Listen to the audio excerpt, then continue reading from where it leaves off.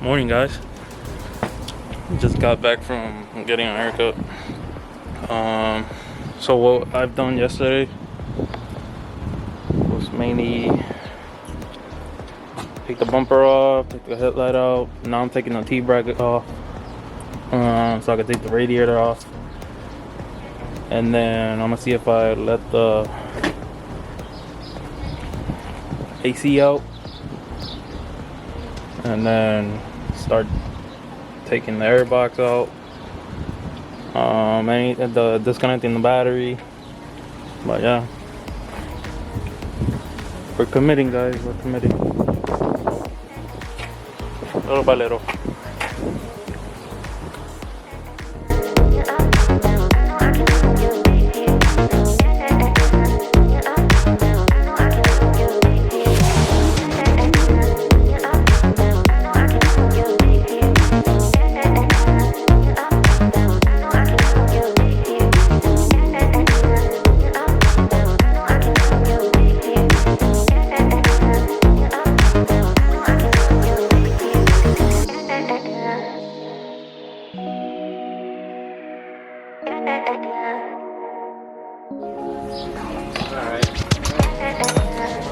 Got it.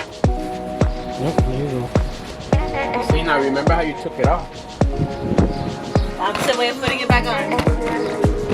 Video.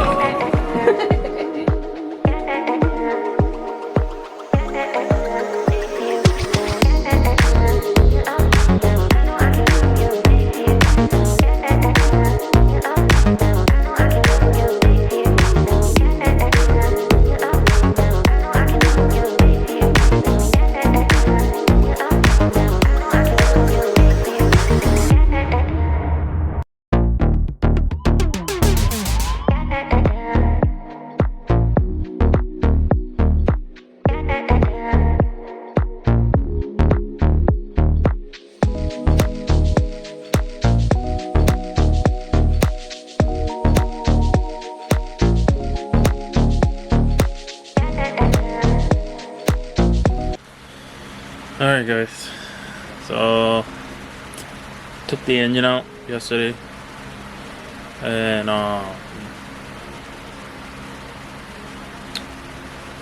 there's things that I'm gonna go through with you guys so you can see how I did it and what you should take out first, then move on to, like, you know. So let me show you guys. I'll see you outside. Oh, guys, back out. You can see engine's out. I didn't get to record it because I just wanted to get the motor done since it was kind of a hassle, but you know, especially when you're doing it without a lift or something like that, and doing it over the top. So yeah, anybody's gonna say, why didn't you do it over the bottom? But I don't know. All I do know is when I go put it back, yeah, it's gonna be from the bottom, because all this is gonna be painted and I don't want it to be scratched. We're gonna be changing those lines, those AC lines. We're gonna put the DC5 creation, the AC lines going through the back of the fender, and we're gonna be deleting the power steering pump. I'm gonna put the EP3 rack, you know. So I gotta get rid of this bracket pinion, take it out, and put the other one in. So there's the subframe. I did that right there, the control arm with the wheel bearing. Well, yeah, wheel bearing and wheel hub. I gotta take it apart because I'm gonna be putting brand new wheel hub and brand new wheel bearing. So the other one came out, but that bolt right there is being a hassle, and it's because it's been there for quite a while, and it's kind of rusty. So, but other than that, everything went smooth. I'm gonna go step by step of what I did, like what to take off first before you actually move on to like thinking like you're ready to take out the engine. For those that are beginners, you know, I know there's most of my audience already know what they have to do. So here's the engine. See, it's already out. Crazy enough to say that this engine has not been touched, like at all, because everything is still there. Everything is still his. Like,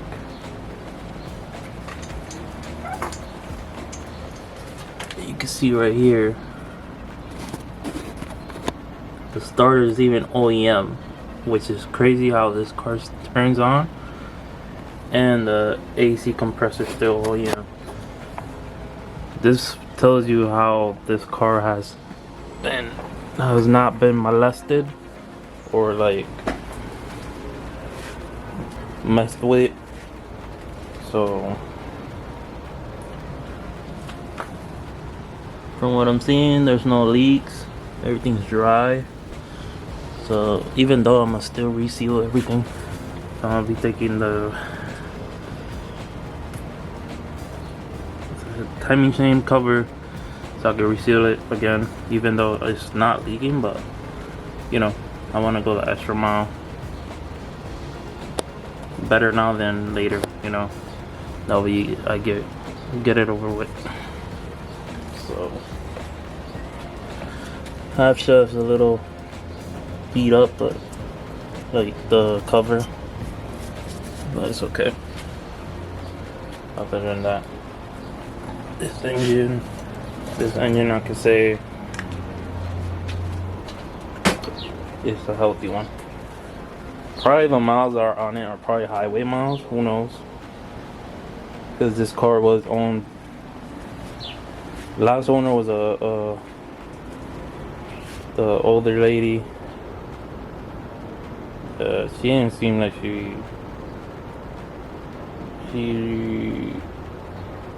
beat on it or anything like that. She just drove it, you know.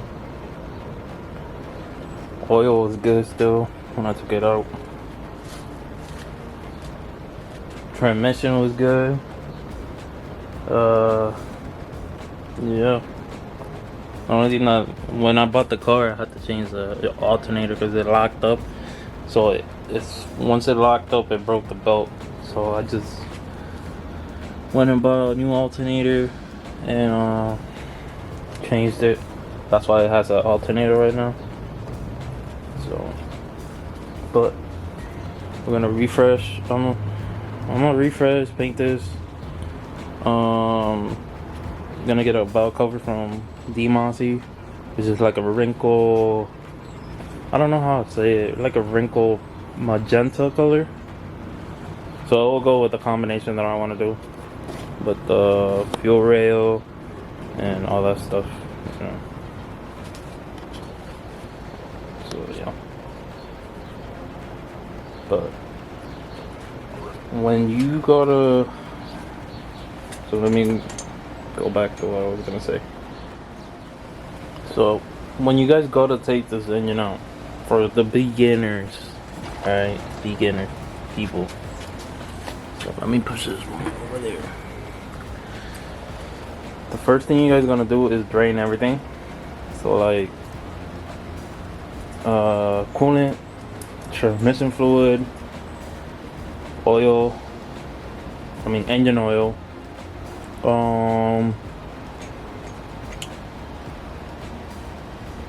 yeah, coolant, transmission fluid, and engine oil. That's about it.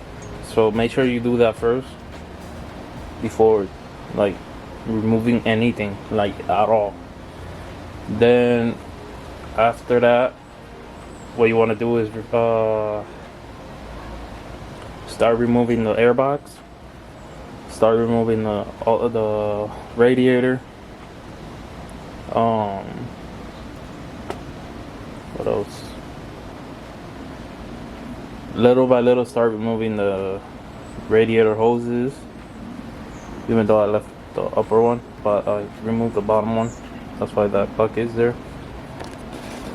You see it. So yeah, that's why that bucket is there.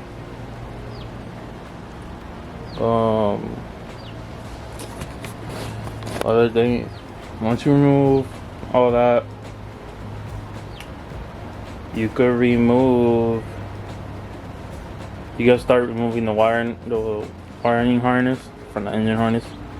You know, unplug everything, but make sure you mark it, like I did right there.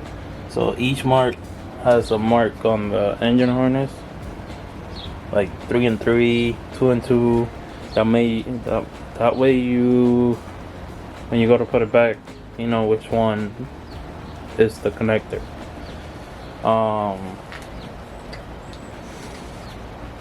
After that, the next thing you do is take the wheels and calipers off. If you're gonna leave what I did was leave the, here, let me show you. So take the wheels and caliper off, right? Then you're gonna start removing the axle nut, right? But first, before I recommend this because I didn't do it. Before you even take the caliper off, make sure you remove the axle nut first before you take that way you have something to hold. Because what you're gonna do, you're gonna put a flathead right in the middle of the hole of the rotor, closer to the caliper. So when the rotor wants to spin, it's gonna hold it right there. So make sure you put that, and make sure you don't take the caliper off before you go to take the axle nut off. Because if you take the caliper off, you won't have nothing to hold from rotating, and it's gonna be a hassle because then you're gonna have to hold it while draining out the axle nut. Other thing I did was I just left the control arms on, and I dropped it with the subframe like that, because I don't know, it made it easier for me to take the control arm off while the subframe is on the car. It was a lot easier to take it off with the subframe off the car. So I don't know, it's preference for you guys. So another thing you could do is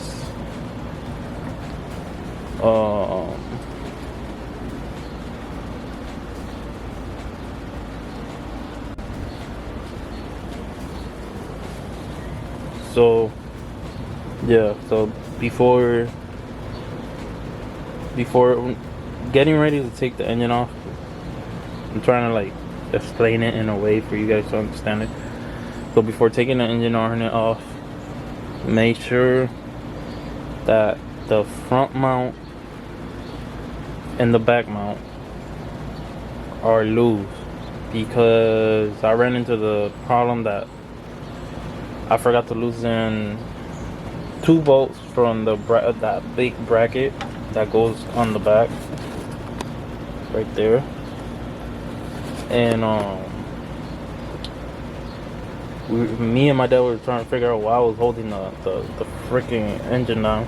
So it was that it had 2 bolts still, because I only loosened one on top. That was easier to get from the top. I thought that was the only one, but it wasn't. But things happen. Live and learn, you know. So there's 2 bolts at the bottom that you gotta loosen it from the bottom of the car. You gotta get under it, loosen those 2 bolts. There's 3 in total. 2 at the bottom and 1 on the top. Which the one on the top you get it from up here while the engine's on the car. So just make sure you loosen the both at the bottom and the one on the top. That way the back is loose and the front is loose. The only thing that's gonna be holding is the two side mounts, which is that one and the one that goes here. So just keep in mind of that. The engine's gonna still be on the car. It's not gonna drop like right away because it's still holding those two. So other thing I did was, so let me explain for the axles. When you go to slide them out, I only had a little problem with the passenger side. The driver's side came out right away, but what I did was, when you go under the car, you're gonna grab either a big flathead or a pry bar and like a little sledgehammer, and you're gonna hit it behind right there. Like you're gonna see like a little gap. You're gonna hit it behind with the with the pry bar and the sledgehammer. You're gonna hit it, and you're gonna see it slowly sliding out. So only passenger side only had a hassle. The other one came out real easy, the driver's side. So but it eventually came out. So that wasn't that bad of a deal. Another thing that I can tell you guys is that be ready with tools. If you don't have tools, like, I don't know, buy like you guys could buy a little toolbox like this. Nothing crazy. I bought this, I think it was like Lowe's. And yeah, so bought that at Lowe's. But you need, make sure you have a impact gun. Other than that, all I did was got the engine hoist, or whatever it's called, the engine hoist or whatever it's called. I don't know how exactly you guys call it, but I put the engine hoist. The way me and my dad did it, we tie it up from here. We put a hook right there and a hook right here, and then you can see right here it's still on. We took that bolt off, and then we extended this up like this, and then we made like a tri chain. That way it lifted the transmission off the ground, you know, mainly because right now with lifting the engine and transmission is not easy. So but that's how we did it. You guys will see like a little clip that we were trying to do that, but I didn't get to record it because I was trying to get things done. So be mindful, take your time, you know. Don't rush. All I say is don't rush. If you're in a rush, you know, this is only for if you're gonna do like, if you're gonna paint the engine bay. Like if you're not gonna paint the engine bay, then you might finish earlier, you know, in a quicker way. If you're only gonna do the engine, you know, but I might say you're gonna treat this engine bay because it needs it. Like right there, I'm looking at. You kind of see it right there, and then right here, kind of needs it, but little by little, you know, I'm taking my time, I'm not rushing. So if you want to do things right, do it the right way. If not, don't do it, you know. That's what my dad always says.